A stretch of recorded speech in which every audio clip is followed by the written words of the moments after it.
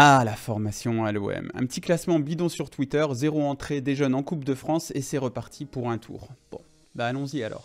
Nous sommes devenus un club formateur. Moi j'aime bien comparer avec Nice, on les a joués de 14 ans à 20 ans. En catégorie de jeunes, on est souvent supérieur et on joue contre des joueurs qui au final à 20 ans jouent en Ligue 1 et nous on a encore à se retrouver en CFA. Au niveau des jeunes joueurs, on a fait à Marseille éclore Zambo, il est arrivé, il avait 18 ans, Lopez, Camara, je veux dire c'est possible aussi. Par où commencer? Le vieux fantasme voulant que l'on rate systématiquement tous les cracks de la région ou celui voulant par conséquent que tous les pensionnaires du centre de formation sont des pipes n'ayant pas le niveau. Et si on commençait par le plus fameux, l'OM cancre de la formation en France. Est-ce que c'est vrai? Eh bien pas tant que ça. Alors c'est loin d'être génial, mais si l'on en croit cette étude du CIES, l'an dernier, l'OM était 10e sur 20 en Ligue 1 au niveau du temps de jeu offert aux ex-pensionnaires de son centre de formation. Après, si vous n'êtes pas trop con, et je vous fais confiance pour ça, vous aurez vite déduit que ces 9% sont largement dus à la présence d'un certain Bouba Camara dans l'effectif qui a joué 35 des 38 matchs de Ligue 1 l'an dernier et ce chiffre concerne la Ligue 1. Le reste, ça concerne Maxime Lopez avant son départ, il a eu plusieurs titularisations, Lucas Perrin bien sûr, Marley Aké et même quelques secondes pour Christopher Roca. Mais toujours est-il que l'OM est loin d'être le pire club de France quand il faut piocher dans son centre de formation. Mais est-ce que c'est suffisant quand ce mec-là nous a dit ça? Nous sommes devenus un club formateur. Quand OM Next Gen a été largement mis en avant, ou bien encore lorsque l'on a entendu toutes ces éloges sur la nomination de Nasser Largué qui devait tout changer. Depuis l'arrivée de Franck McCourt à l'Olympique de Marseille, on parle beaucoup de formation à l'OM. Beaucoup de chantiers ont été entrepris et c'est plutôt positif. Mais au final, lorsque l'on regarde bien précisément la relation centre de formation équipe première, on est au même niveau qu'en 2008, lorsqu'un Samir Nasri devait aussi lui avoir accumulé 8% du temps de jeu sur toute la saison de l'équipe première, ou lorsqu'en 2011, les frères Ayou étaient à ce moment-là les arbres qui cachaient la forêt. On est finalement au même niveau. Est-ce que c'est suffisant de quand même voir ces joueurs arriver à être titulaires à l'Olympique de Marseille ? Pas vraiment si on dit qu'on est un club formateur. Il y a pour moi 2 points à souligner impérativement lorsque l'on parle de la formation à l'Olympique de Marseille, mais qui sont trop souvent ignorés. 1. Quand l'OM fait-il appel à ces jeunes? Et 2. Des jeunes normaux qui ne sont pas considérés comme des cracks, peuvent-ils se développer à l'Olympique de Marseille? Est-ce possible? D'abord, quand l'OM fait-il appel à ces jeunes cracks mis à part? Parce qu'il y a là un véritable schéma qui se répète depuis des décennies. Alors quand? C'est assez simple en réalité, en temps de crise d'extrême nécessité, car impossibilité de recruter. Prenons l'exemple de Lucas Perrin. Pourquoi, si l'on met de côté ses bonnes performances à l'entraînement, finit-il par avoir du temps de jeu? Parce qu'à l'été 2019, le budget est serré, les priorités de recrutement pour AVB sont ailleurs, et en plus de ça, on a déjà recruté le 120e défenseur central de l'OM Champions Project quelques semaines plus tôt avec Alvaro. Difficile de recruter un autre défenseur central dans ces circonstances, et ajoutons à ça le refus de Kevin Strootman de jouer à ce poste-là, et il restait plus que le minot. Voilà donc le fameux slogan de la passerelle entre l'Olympique de Marseille et son centre de formation. Soit t'es un crack, soit si vraiment on n'a pas le choix. Même avec mon idole Marcelo Bielsa, bon, n'oublions pas de dire qu'il est d'abord plus beau, plus grand et plus fort que tout le monde et que lui avait au moins mis en place une stratégie pour aller piocher dans le réservoir des équipes de jeunes à l'Olympique de Marseille. Mais ne me croyez pas moi, croyez plutôt Alfousseni Sané qui était l'un de ces jeunes et qui nous avait dit cela en interview il y a 2 ans. J'avais des collègues dans d'autres centres à Sochaux, Le Havre, Auxerre par exemple. Là-bas, si t'étais bon, tu t'entraînais avec les pros. Nous, le coach de l'équipe première ne s'intéressait même pas au centre de formation. Ça a commencé à changer vers la fin de mes années marseillaises. Le déclic a eu lieu à l'époque de Bielsa avec la création du groupe élite. Ses adjoints venaient regarder les jeunes, même Bielsa venait regarder des matchs des U19. Dans les autres centres de formation, c'était la norme, mais à l'OM, c'était nouveau. Disons qu'avec Bielsa, les jeunes retrouvaient la place normale que devraient avoir des jeunes dans un groupe professionnel, ni plus ni moins. Mais, rappelez-vous que Marcelo Bielsa voulait aussi des recrues. Et s'il avait obtenu toutes ces recrues, notamment en défense, est-ce que les Aloé, Andonian, Sparagna, etc. auraient eu autant de temps de jeu? Pas sûr. Pour qu'un certain nombre de jeunes soient intégrés à l'équipe première, il faut une multiplication de cas Covid dans l'effectif. et encore, une volonté de marquer le coup symbolique contre la Ligue où on envoie une équipe B à Paris, par exemple, ou bien encore, si on remonte un peu plus loin, une liquidation judiciaire pure et simple. Là, c'est sûr qu'on ne pouvait plus trop aller recruter des joueurs moyennas pour aller stagner dans le ventre mou de la division 2 de l'époque, mais vous inquiétez pas, on a quand même vite repris ces mauvaises habitudes dès qu'on a pu pour un peu mettre des bâtons dans les roues de cette équipe de jeunes qui marchait un peu trop bien, mais tout ça, on vous le racontera très bientôt. Revenons en 2022. Le portrait dressé jusqu'ici n'est pas très flatteur, c'est normal, on parle de l'OM. Avec l'OM, on est plus exigeant et encore plus lorsque des dirigeants font de grandes annonces sur la formation. Mais en réalité, par rapport au reste de la France, ce n'est pas si désastreux. C'est pas génial, mais c'est pas désastreux. Et justement, on y vient, le pas génial, mais pas désastreux, partie 2. Est-ce que si, comme on l'entend très souvent, tu es très bon en formation, tu ne vas pas jouer à l'OM?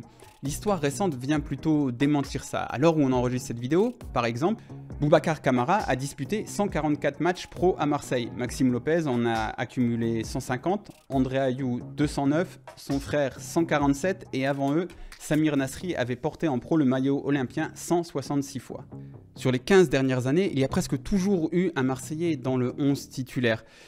On en revient à ces 8-9% du temps de jeu effectif sur la saison en Ligue 1. Mais si l'OM veut devenir un vrai club formateur, c'est sur les autres qu'il faut se concentrer, pas sur ceux qui, sauf grosse connerie, deviendront des pros aguerris, peut-être même des internationaux.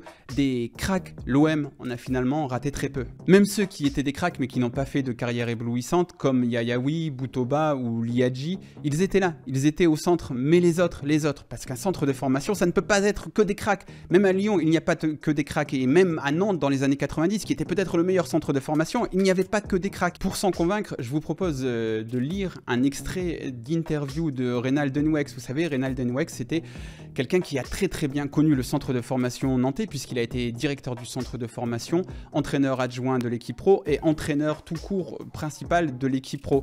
Cet entretien est tiré d'un excellent bouquin que vous devriez vraiment vous procurer, qui s'appelle L'entraîneur français coupable idéal.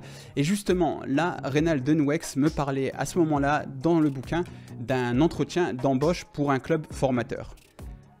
Je me souviens d'avoir rencontré un président qui m'avait présenté parmi les obligations à tenir si je devais entraîner son club, de faire jouer autour de 3 gars sortant du centre de formation et peu importé après si l'on terminait 6e, 7e ou 10e. Je comprenais très bien la demande, étant donné la réputation du club au niveau de la formation. Et ça faisait partie du contrat, voilà. Parce que lancer des jeunes de 17 ans, 18 ans, vous n'avez pas toujours la chance de tomber sur un Didier Deschamps. Lui, même à cet âge-là, vous saviez qu'il n'allait pas faire d'erreur, ou du moins pas plus qu'un joueur de 27-28 ans. Parce qu'entre l'entraînement et le match, il y a une énorme responsabilité et 40 000 personnes qui vous tombent sur les épaules. Et ça, ni l'entraîneur du centre de formation, ni celui des pros ne savent comment le jeune va le gérer. Même Michael Andro, lorsqu'on le lance à Bastia, il y avait une vraie personnalité, mais on ne savait pas s'il allait confirmer sur le terrain en pro. L'un des meilleurs dans cette fameuse passerelle centre de formation équipe première en France pendant des années et des années nous explique ici en fait un petit peu que nos Camara, nos Nasri, nos Lopez, c'était un peu nos Deschamps que lui il avait à l'époque. C'est des joueurs qu'on sait prêts à jouer en pro. Ils sont au-dessus de la mêlée, ils vont être prêts, ils ne vont pas faire beaucoup d'erreurs. Mais les autres, il faut faire des efforts, il faut investir du temps de jeu, il faut les entourer, faire de la post-formation, même avec des joueurs qui sortent de votre centre de formation.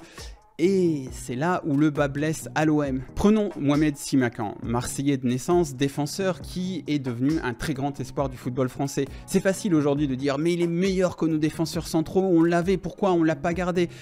Il est devenu un très grand espoir du football français, mais le serait-il devenu à Marseille? L'aurait-on laissé se développer à Marseille? Est-ce que l'on aurait cru en lui au moment où il part à Strasbourg? Pas certain, puisque pas grand monde ne croyait en lui au moment où il part à Strasbourg. Donc il serait arrivé auréolé de cette étiquette et on aurait dit « Ouais, mais ton Simakan, il est un peu bidon ».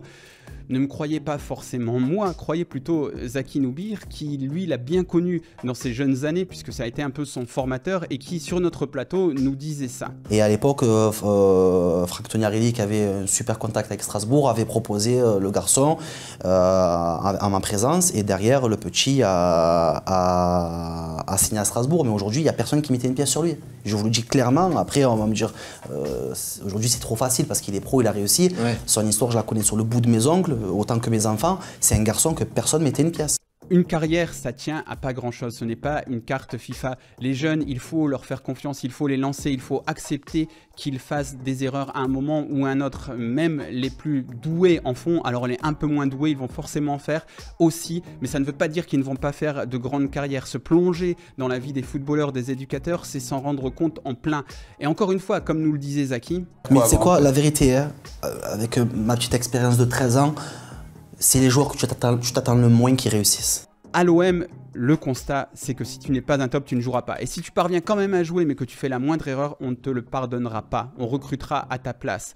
L'OM sera réellement devenu un club formateur le jour où il deviendra un environnement propice au développement de jeunes joueurs qui vont peut-être devenir de très bons joueurs, mais qui ne sont pas forcément prédestinés à devenir des internationaux. On ne demande pas forcément à ce que le 11 titulaire devienne une zone d'expérimentation. Cela doit se faire à la marge du 11 titulaire, c'est-à-dire que le 4e défenseur central soit issu du centre de formation, que le 4e latéral, si on a 2 postes, soit issu du centre de formation. Et oui, mais je sais ce que l'on va me répondre, on est l'OM, on n'est pas là pour faire du social, mais vous pensez vraiment que ces gars-là ne nous ont pas coûté des points, des buts, des erreurs, mais surtout beaucoup plus cher que des mecs qui auraient pu devenir des bonnes surprises éventuelles pour le futur du club? Peut-être même donner un supplément d'âme à cette équipe et même de l'espoir à plein de gamins de la région que peut-être t'es pas un crack, mais tu vas quand même jouer à l'Olympique de Marseille.